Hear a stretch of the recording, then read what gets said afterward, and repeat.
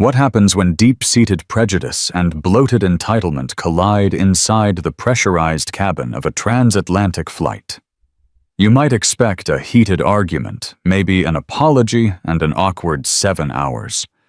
You wouldn't expect an event that would end a career, shatter a marriage, and create a viral moment of justice heard around the world. The story you're about to hear isn't just about a man yelling at a teenager. It's about the quiet strength that defies bigotry, the unexpected heroes who refuse to stay silent, and the stunning announcement from a captain that brought an entire first-class cabin to a standstill. Stay tuned, because the karma that follows is as swift and as turbulent as a jet hitting a storm. The hum of the Boeing 777's cabin was a symphony of quiet privilege. The scent of warm towels, a hint of expensive perfume, and the soft clink of glasses being prepped for pre-departure champagne filled the air.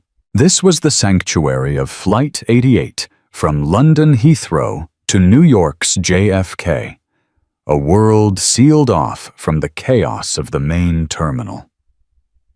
Into this serene environment stepped 17-year-old Marcus Thorne. He was tall and slender, with a posture that spoke of years of disciplined practice. He wore a simple but well-fitted gray blazer over a black t-shirt, dark jeans, and immaculate sneakers. His expression was calm and observant, his eyes taking in the plush, cream-colored leather of his assigned seat, 2A, a window seat in the coveted first row of the first-class cabin.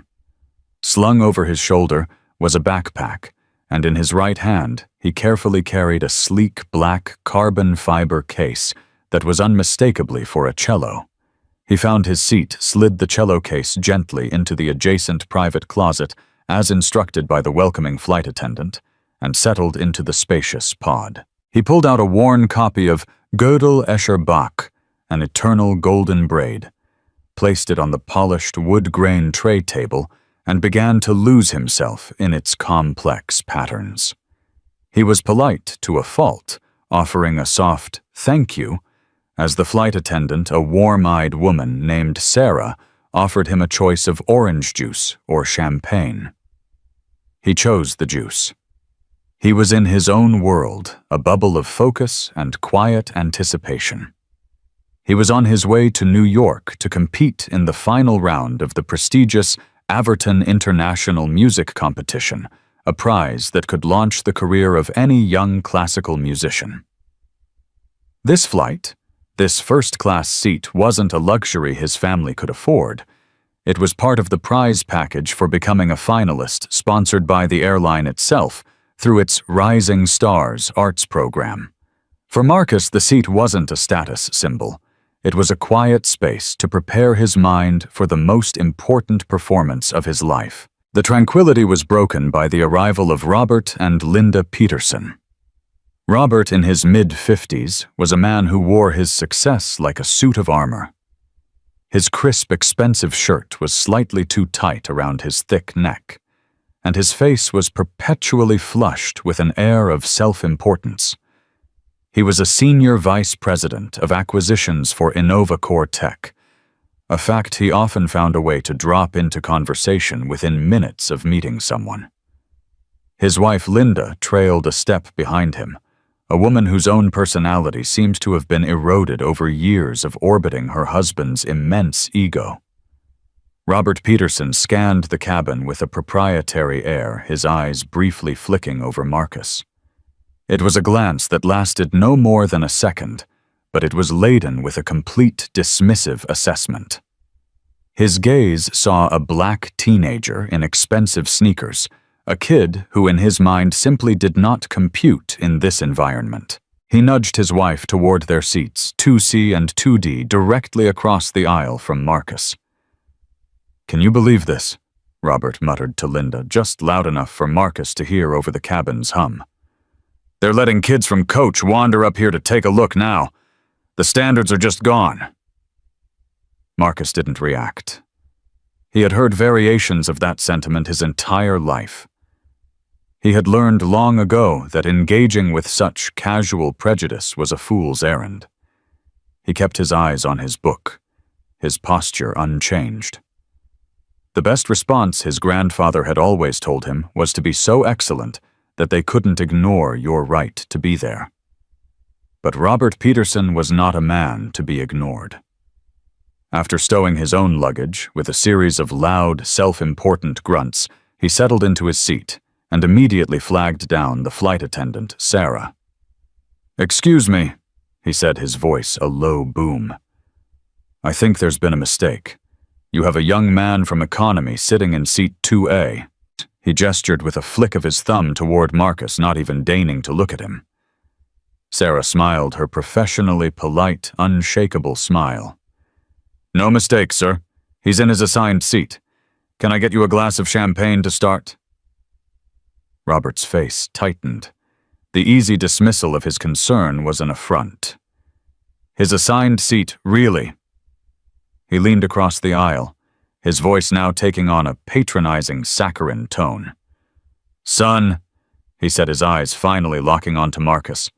"Son, I know this cabin looks exciting, but your seat is probably in the back. It's easy to get turned around on a big plane like this." Marcus slowly lifted his gaze from his book. He looked at Robert Peterson, his expression unreadable, his voice calm and even. "I'm in the right place," he said. And then, with a quiet finality that should have ended the conversation, he returned his eyes to the page. It didn't. For Robert Peterson, it was just the beginning. The quiet defiance in Marcus's tone was like a spark on dry tinder for Robert Peterson. In his world, people deferred to him. Junior employees laughed at his bad jokes, waiters scurried to refill his water, and teenagers, especially black teenagers, did not speak to him with such cool dismissal. "The right place," Robert scoffed, his voice rising in volume. His wife Linda placed a delicate, manicured hand on his arm. "Robert, please," she whispered, her face already tinged with the familiar embarrassment she felt when he began one of his tirades. He shook her hand off without a glance. "Look, kid, I'm just trying to help you out before you get into real trouble." Robert continued, leaning further into the aisle. Several other passengers in the nearby pods were beginning to notice their quiet conversations faltering. A man in 1D, a well-dressed Asian man in his 40s, lowered his Financial Times and watched over the top of his glasses. "The flight attendants are going to come through and check boarding passes, and it's going to be very embarrassing for you when they escort you back to economy. Why don't you just head back there now?" The flight attendant, Sarah, who had been discreetly observing, stepped forward again. Her training was all about de-escalation, about maintaining the serene atmosphere her first-class passengers paid a premium for. "Sir," she said, addressing Robert directly, her voice still pleasant, but now edged with firmness. "I can assure you again, this passenger's boarding pass has been checked, and he is in the correct seat. Our pre-departure service will be starting shortly." Robert turned his full attention to her, his face reddening. "And I'm telling you, you're wrong. Did you scan it yourself?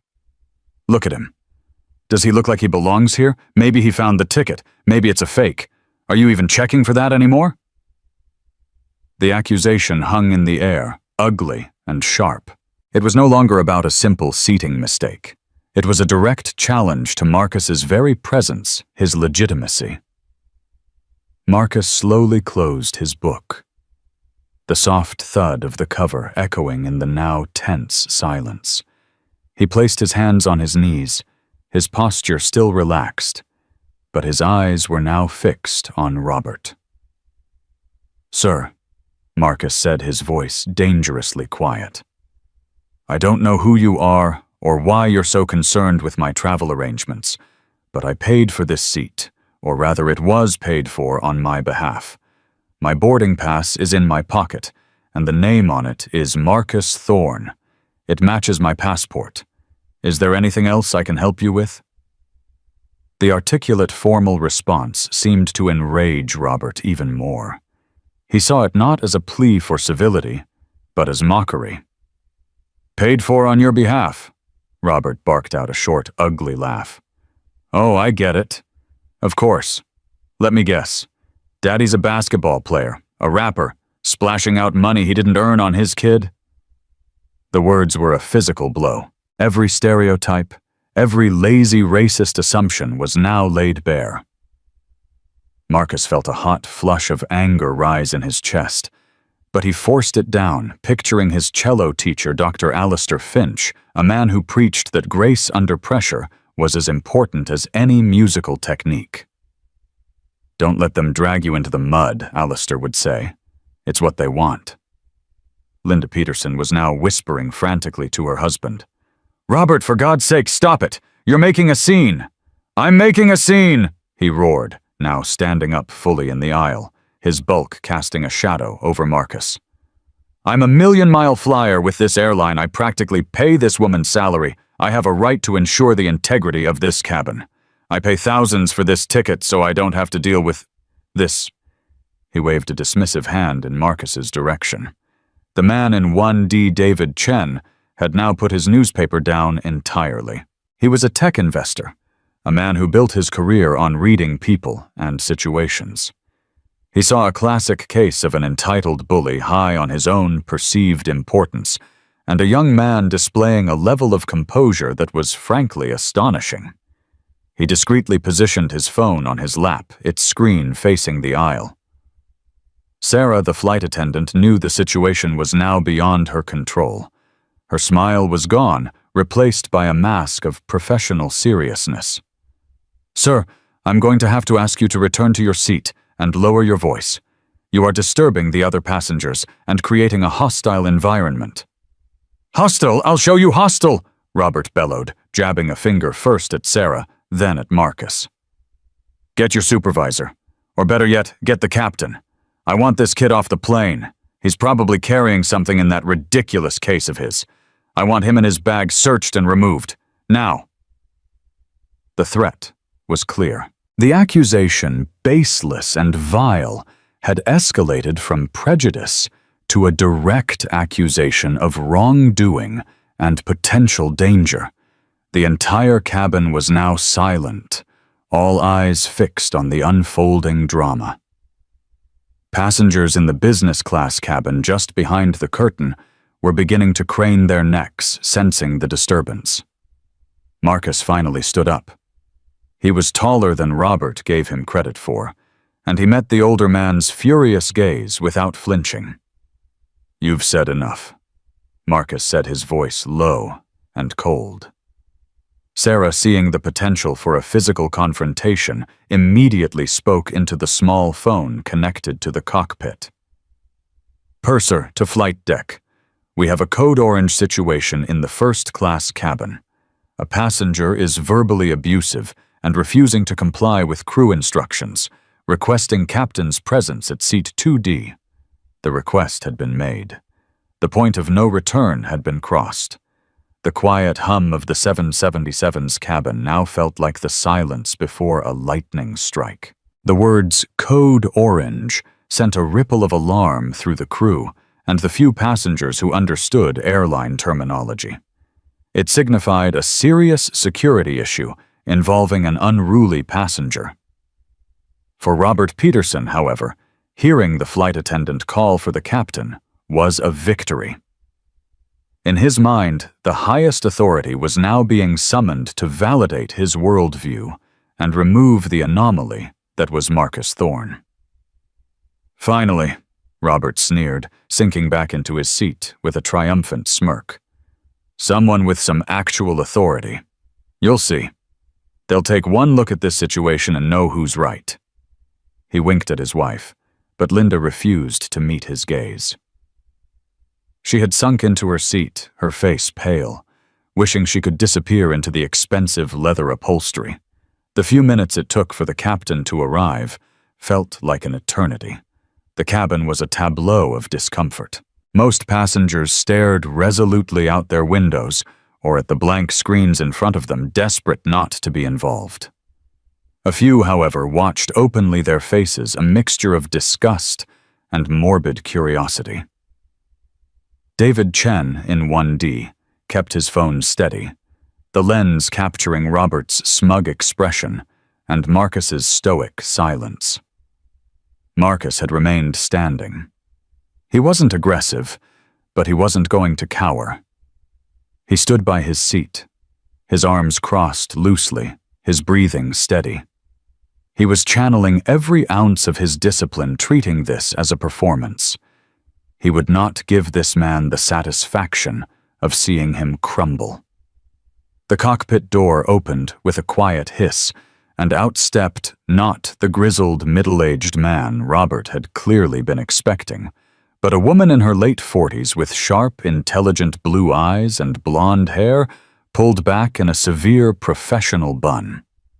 Her uniform was immaculate, the 4 stripes on her epaulets gleaming under the cabin lights. This was Captain Eva Rostova, a former Air Force pilot with over 15,000 flight hours and a legendary no-nonsense reputation among her crews.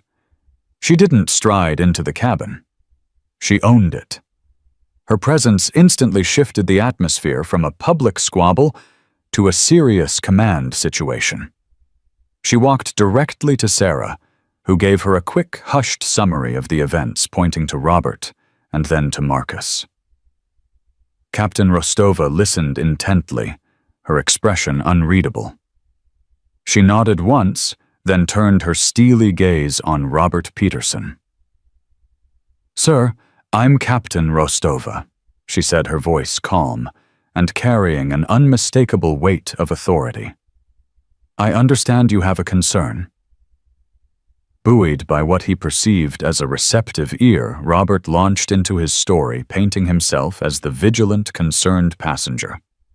"Thank you, Captain," he began, practically beaming. "Yes, this young man," he said, gesturing at Marcus, "is refusing to admit he's in the wrong seat. He's clearly from economy, and he's become aggressive when confronted. Frankly, I don't feel safe with him or his luggage on this aircraft. For all we know, he's a security risk." Captain Rostova's eyes flickered to Marcus for a moment, taking in his calm demeanor, and then back to the florid, agitated face of Robert Peterson. She had seen this scenario play out dozens of times in her career in various forms. It was almost always rooted in the same ugly prejudice. "So your concern is twofold," she stated, her tone clinical. "First, you believe he is in the wrong seat. Second, you are suggesting he is a security risk based on—" "What exactly? Based on common sense?" Robert sputtered, taken aback by the question. "Look at him, he doesn't belong here. He's being evasive. He's got a huge, strange case with him. I'm a premier executive flyer with your airline, Captain. My safety and my wife's safety should be your primary concern."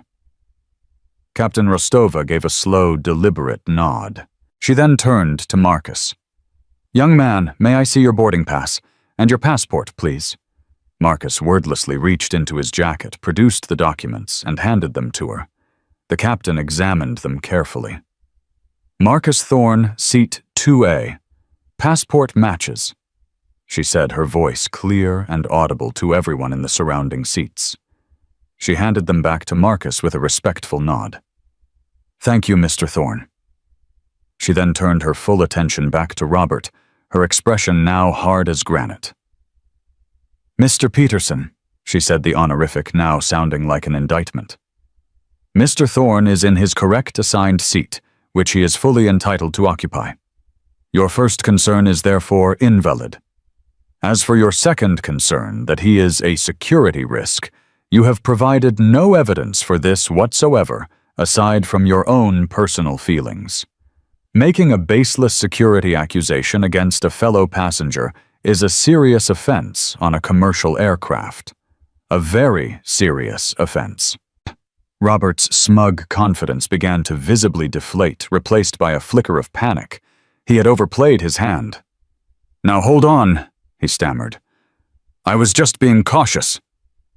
"You were being disruptive and discriminatory." Captain Rostova cut him off, her voice dropping to a low, icy tone. You have verbally harassed a minor, ignored the instructions of my flight crew, and created a disturbance that has delayed our departure preparation.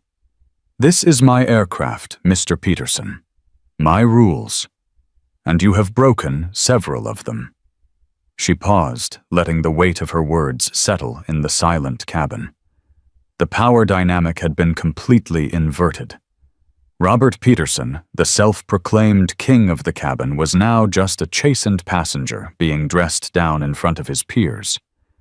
"Now," the captain continued, "we have two options. Option 1, you will apologize to Mr.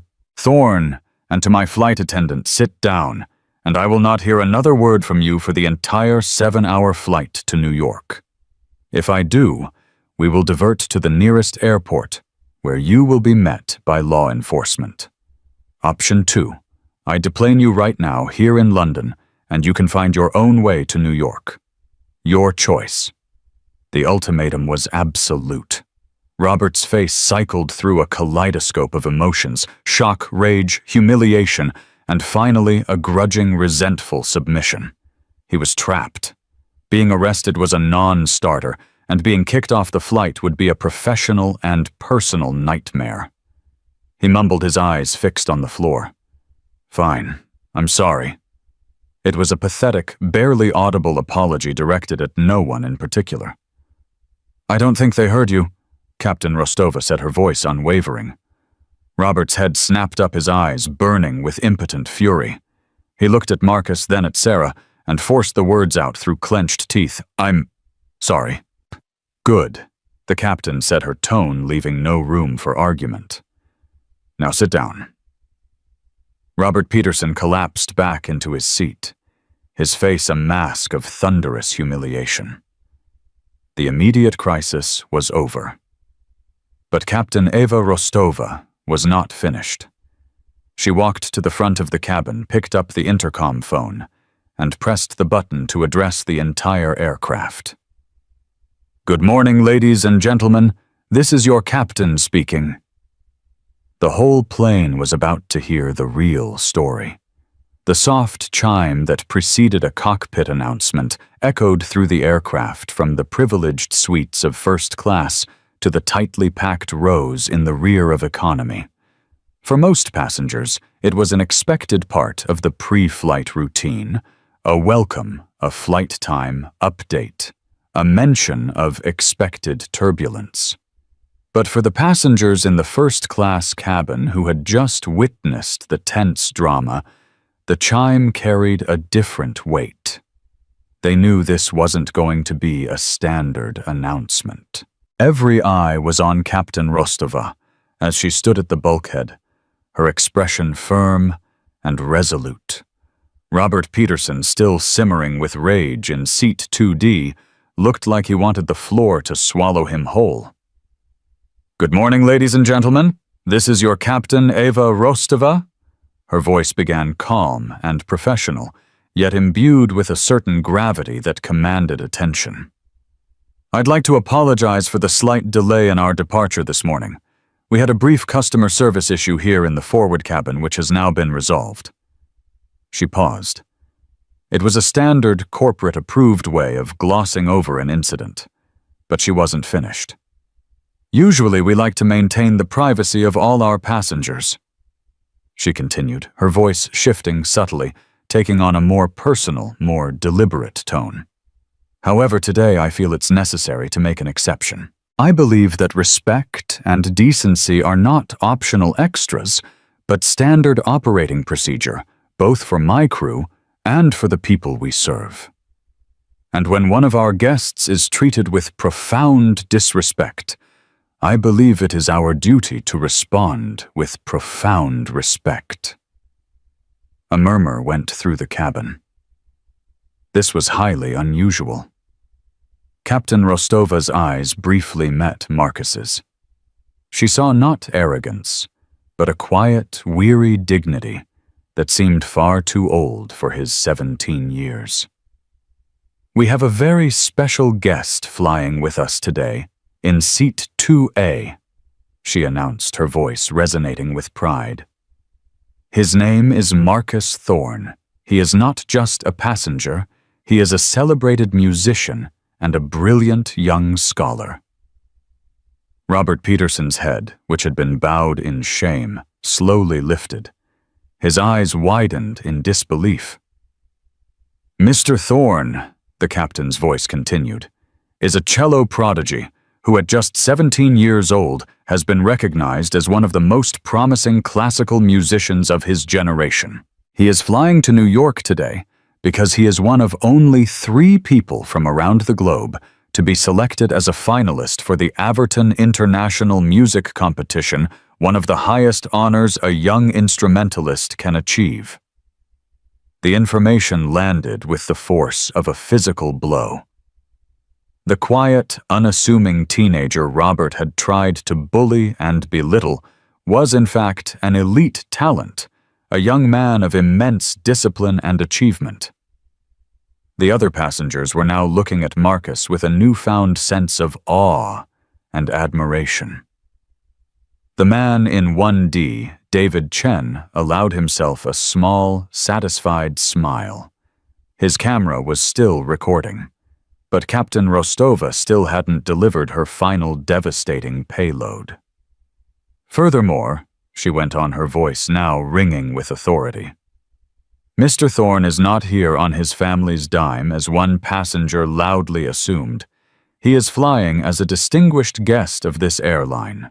He is the inaugural recipient of our Rising Stars sponsorship program, an initiative we created to support and champion extraordinary young people in the arts and sciences. We are not just flying him to New York. We are honored to have him represent the values of excellence and dedication that our airline strives for." The silence in the cabin was now absolute. It was a thick, heavy silence, filled with the unspoken weight of collective shame on Robert Peterson's behalf. He had not just insulted a passenger. He had insulted a celebrated guest of the very airline he claimed to be a loyal patron of. He had attacked the company's own chosen representative of excellence. Captain Rostova let that sink in for a moment before delivering the final personal twist that would utterly silence the plane. "On a personal note," she said, her voice softening slightly, but losing none of its power, "the Averton Foundation, which hosts this competition, does more than just support the arts.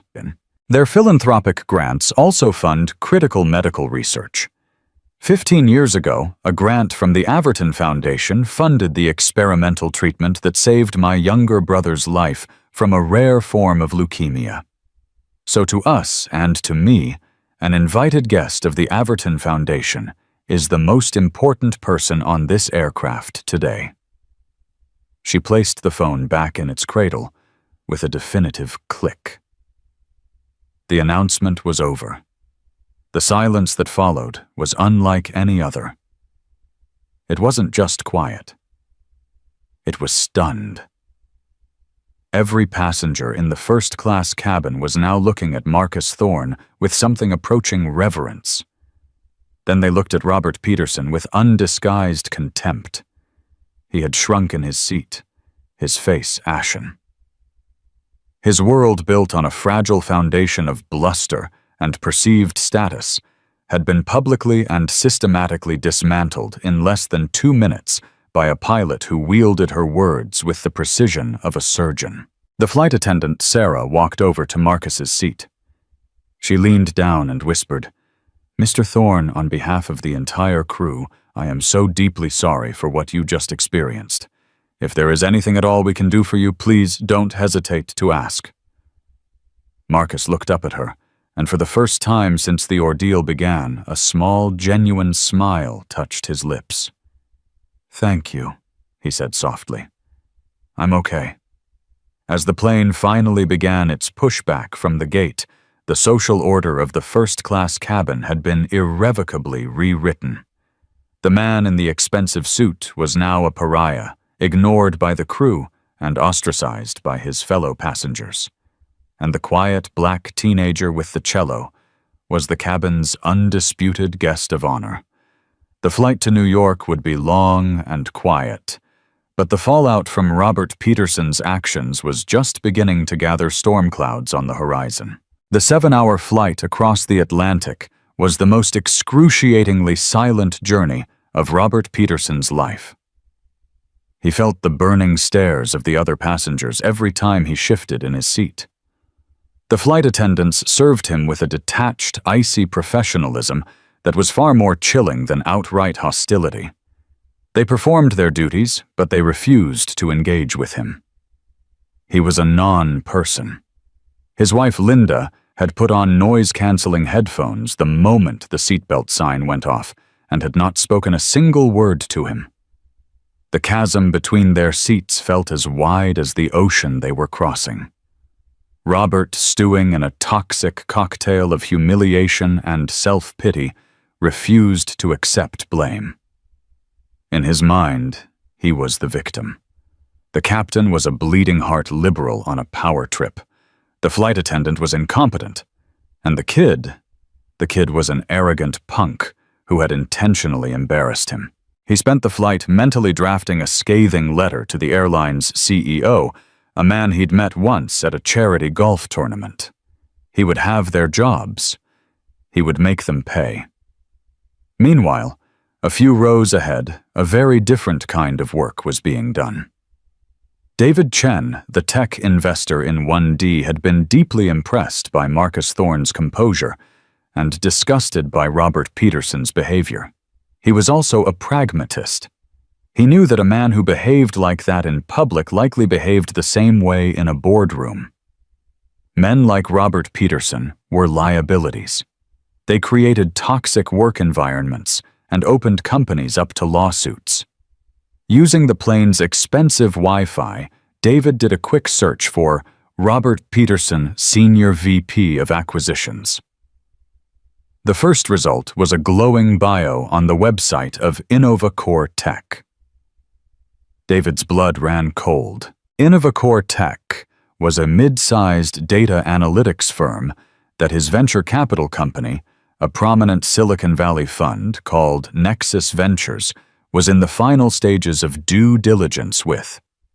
They were planning to lead a Series C funding round to the tune of $50 million. Robert Peterson, as SVP of Acquisitions, was a key figure in the company's growth strategy and had been part of the presentations to Nexus. The investment was set to close in less than a week. David now had a serious problem. The man who had just publicly revealed himself to be a racist entitled bully was a senior executive at a company he was about to pour millions of dollars into. An investment isn't just in a product, it's in the people, the culture. What Peterson had displayed was a cultural cancer. He opened his laptop and began typing a discreet email to his partners at Nexus Ventures with the subject line, "Urgent red flag on InnovaCore deal." He detailed the incident he had just witnessed, describing Peterson's behavior in precise, unemotional terms. He then attached the video file from his phone, which had clearly captured the most vitriolic parts of Peterson's tirade and the entirety of Captain Rostova's masterful announcement.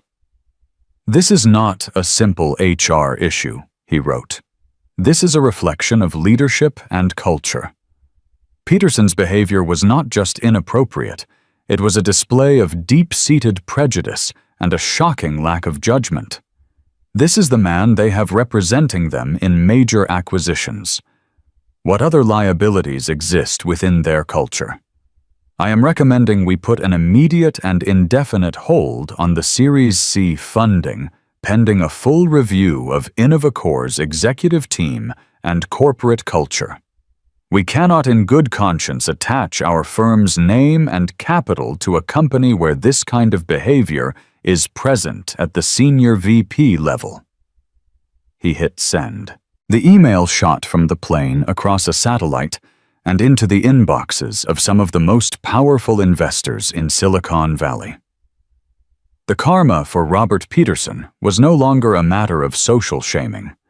It was now a multi-million-dollar business decision.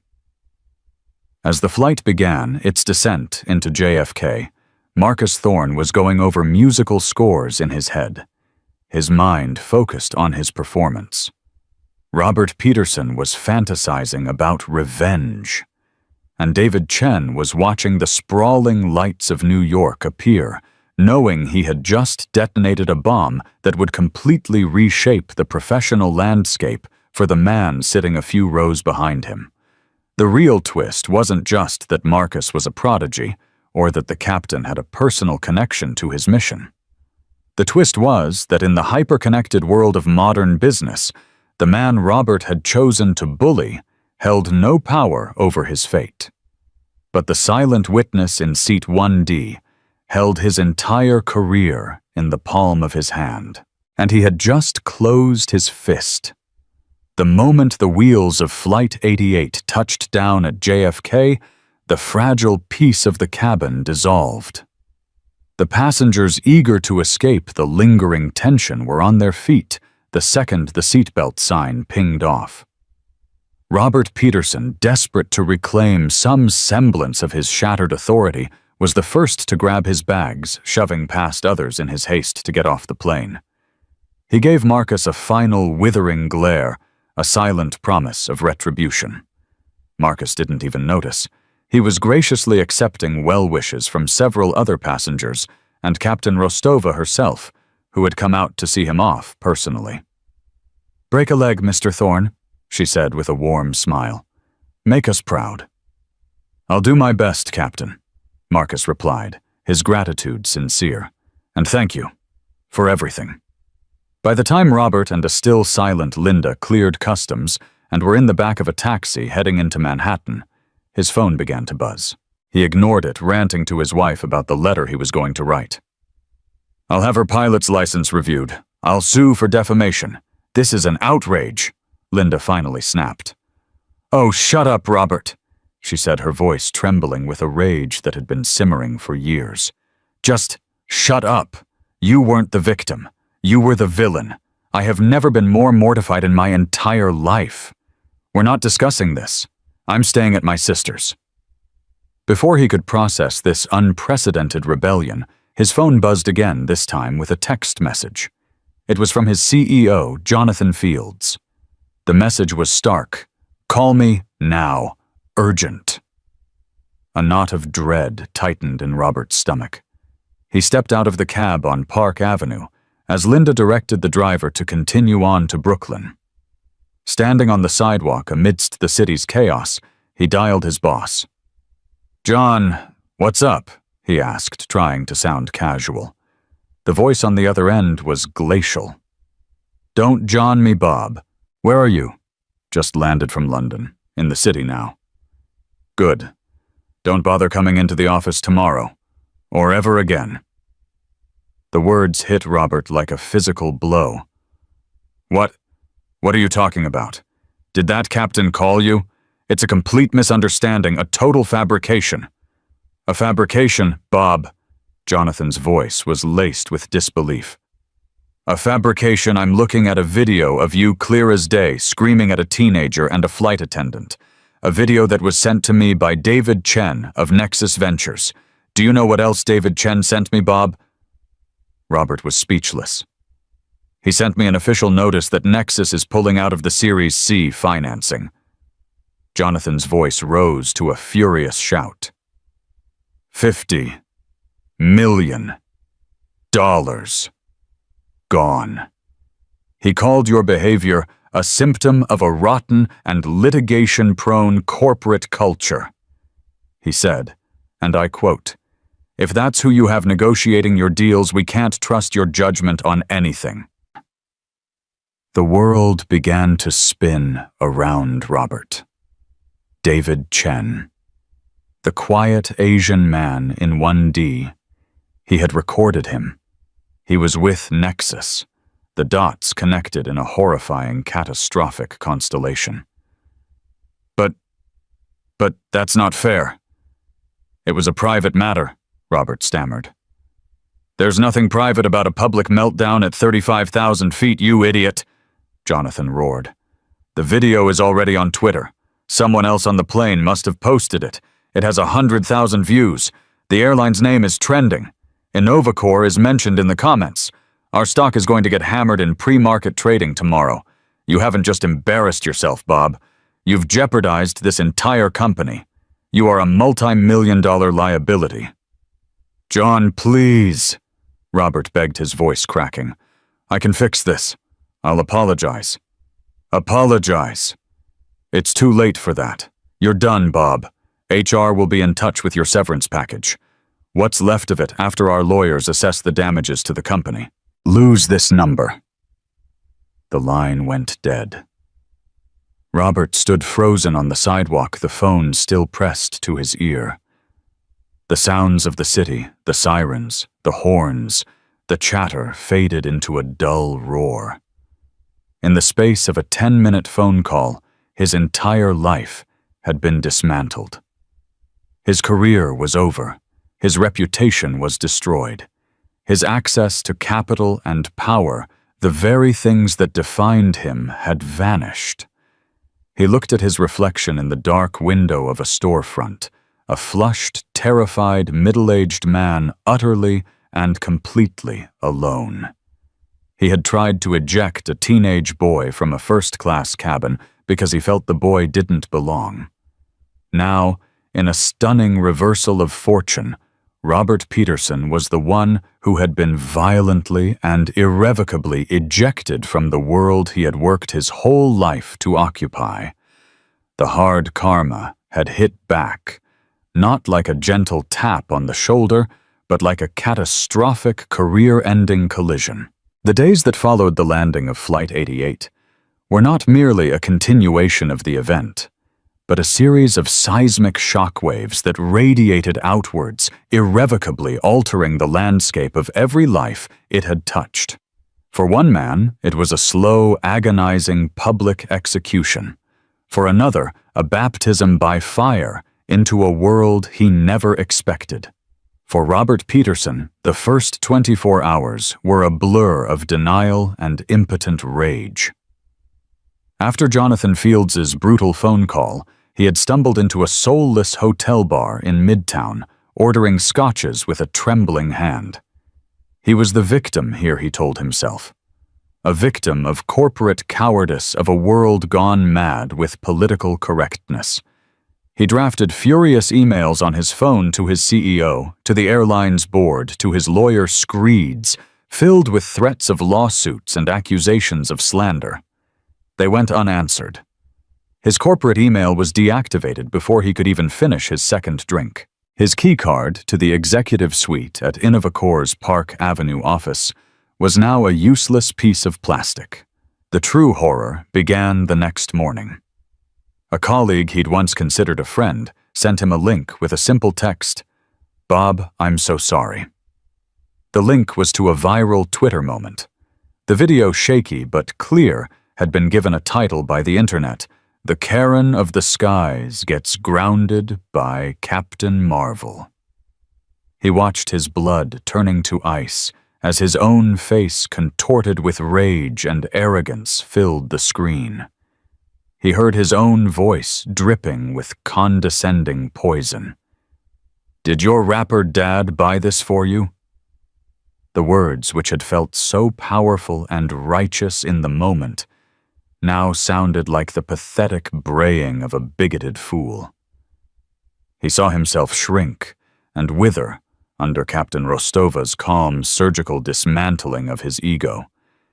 He wasn't the hero of this story. He wasn't even the villain. He was the clown. By midday, it was on the national news. CNN, Fox News, MSNBC, they all played the clip. Pundits dissected his every word. His photo, a smug corporate headshot from the Innovacore website, was plastered next to a still from the video, a stark before and after of a man's reputation being incinerated in real time. His name, Robert Peterson, was now inextricably linked with public humiliation. Innovacore Tech, in a masterfully swift act of corporate self-preservation, issued a press release that was a work of art in its brutality. It announced his immediate termination, condemned his abhorrent behavior, which stands in stark opposition to the core values of diversity and inclusion we champion, and in a final twist of the knife, announced a $100,000 donation to the Averton Foundation to reaffirm our commitment to supporting emerging talent from all backgrounds. They hadn't just fired him, they had paid to publicly align themselves with his victim. His personal life crumbled with the same shocking speed. Linda, who had been a silent partner in his life for 3 decades, found her voice in his absence. From the safety of her sister's home in Brooklyn, she saw the man she had enabled, and she was disgusted not only with him, but with herself. The public shame was not the cause of their divorce. It was merely the permission she needed to finally leave a marriage that had been emotionally bankrupt for years. Her lawyer's call was short and devoid of sympathy. The divorce would be uncontested, but she would be seeking a settlement that reflected the catastrophic damage his public misconduct had inflicted upon their shared social standing and assets. He had not only destroyed his own future, he had torched their past. In stark contrast, Marcus Thorne found himself in the serene, sound-proofed eye of the hurricane. The Averton Foundation, well versed in handling promising young talents, immediately sheltered him. They moved him to a private suite at a discreet hotel, managed all media inquiries, and provided a press liaison. His parents, a history professor and a high school principal from a quiet suburb of London, were flown in to be with him. Their phone calls were not about the incident, but about his well-being. "Are you focused, son?" his father asked, his voice a calm anchor in the storm. "Don't let that man's poison seep into your art. Your cello is your voice. Make sure it's the only one you're listening to right now." His mentor, Dr. Alistair Finch, arrived the next day. A man of immense gravitas and kindness, he found Marcus not in a state of agitation, but in one of intense, almost unnerving calm. He was practicing 16 hours a day, the rich, resonant tones of his cello filling the suite. "The world is talking about you, Marcus," Alistair said gently, sitting across from him. "I know," Marcus replied, not taking his eyes off the sheet music. "They are talking about a video. I am talking about Bach. The Bach is more important." "It is," Alistair agreed. "But you cannot ignore the pressure. You are no longer just a musician. You've become a symbol." Marcus finally stopped playing. He looked at his mentor, his young face etched with a wisdom far beyond his years. "That man wanted to make me small. He wanted to put me in a box based on what I look like. He failed. Now all these other people, the news, the internet, they want to put me in a different box. The victim who fought back. The symbol of grace. It's just another box. The only place I am not in a box is when I am playing. When I am on that stage, I am not a symbol. I am just a musician. That is the only place I feel free."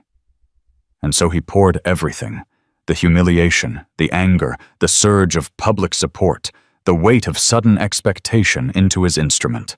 The strings of his cello became a conduit for the entire chaotic ordeal, transforming raw, ugly emotion into something transcendent and beautiful. Meanwhile, Captain Eva Rostova was having a very different kind of debrief. She was summoned to the airline's corporate headquarters in Chicago, expecting at best a grudging acknowledgement that she handled a difficult situation and at worst a reprimand for her public and personal announcement. She walked into a boardroom with the vice president of marketing and the chief operating officer. Eva, the VP of marketing. A sharp woman named Catherine Reed began, "Your handling of the incident with Mr. Peterson was by the book unorthodox." Eva prepared her defense. "With all due respect, ma'am, the situation was untenable. My primary duty is to the safety and security of all passengers. Catherine held up a hand, a broad smile spreading across her face. Unorthodox and absolutely brilliant. Eva, do you have any idea what you've done for us? Our social media engagement is up 800%. We've had 3 separate segments on national morning shows praising our zero-tolerance policy on discrimination. The video of your announcement has been viewed across all platforms over 50 million times. You didn't just de-escalate a situation, you created the single greatest piece of positive brand marketing in this company's history. And it was authentic. The COO nodded in agreement. We have a problem with our premier tier flyers feeling overly entitled. You corrected one, and in doing so, you sent a message to all of them. You also championed a young man who embodies everything we want our brand to be associated with: excellence, diversity, and grace under pressure. Eva was stunned. She wasn't being reprimanded. She was being lauded. Catherine slid a proposal across the table. It was a mock-up of an ad campaign. There was Marcus in a tuxedo, cello in hand, sitting in seat 2A. The tagline read, "Excellence knows no class." "We're offering Mr. Thorne a significant endorsement deal," Catherine explained, "and we're making you the public face of our new pilot recruitment drive. We want more pilots like you, Captain. Pilots with a spine." 2 weeks later, on the hallowed stage of Carnegie Hall, the final act of the drama played out. The hall was sold out, buzzing with an energy that was unusual for a classical music competition. People were there not just for the music, but to see the young man from the video. Marcus walked onto the stage, a solitary figure in the vast, warm light. He looked out at the sea of faces, took a deep breath, and for a fleeting moment, he saw Robert Peterson's sneering face in the front row. He blinked, and it was gone, replaced by the encouraging smile of his father. He knew what he had to do. He began to play Bach's Cello Suite No. 3. The prelude was a cascade of joyous, brilliant notes, a defiant statement of presence. "I am here." The Allemande was more contemplative, a reflection on the quiet dignity he had struggled to maintain. The Courante was a flurry of motion, mirroring the chaotic whirlwind of the past weeks. But it was in the Sarabande, the slow, soulful heart of the suite, that the entire hall fell silent. He played with a depth of feeling that was heartbreakingly profound. It was the sound of a young man who had been forced to bear a weight no one his age should have to, and who had emerged not broken but stronger. The final jig was a dance of pure, unadulterated triumph. When the final note faded, a full 5 seconds of absolute silence hung in the air, a collective holding of breath. Then the hall erupted. The applause wasn't just polite. It was thunderous, a roar of approval that was as much for his character as for his talent. He had won the competition before the judges even cast their votes. In the months that followed, Marcus Thorne's life was transformed. He became a reluctant celebrity, but a masterful advocate. In interviews, he consistently steered the conversation away from his own victimhood and toward the need for more funding and opportunities for young artists from all communities. He launched the Seat 2A Foundation, funded by his prize money, and the airline's endorsement deal to provide high-quality instruments and instruction to children in underserved schools. He met Captain Rostova again at an awards ceremony where he was being honored. She was in her full dress uniform.